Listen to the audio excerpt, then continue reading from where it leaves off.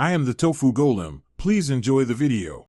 You start by confirming the Ptcl line is active and you have the account details. This prevents wasted troubleshooting later.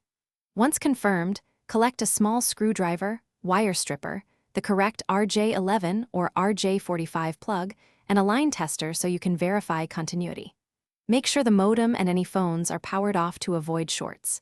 Now locate the incoming Ptcl drop cable and follow the sheath to the terminal box. Expose only the minimal length of conductor needed to make a clean, secure connection. Next, strip about 0.5 to 1 cm of insulation from each conductor. Be careful not to nick the copper because that weakens the connection.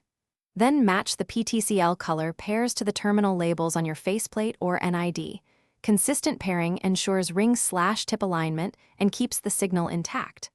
Once aligned, secure each conductor under the screw terminal or use an IDC punchdown. If using a modular plug, crimp firmly and test the plug fit. Proper termination reduces noise and intermittent dropouts.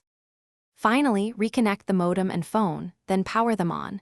Wait 2 to 3 minutes for the modem to sync so you can verify stability. Use a handheld line tester or check the modem's status page to confirm dial tone, carrier, and signal levels. These readings show whether the termination succeeded.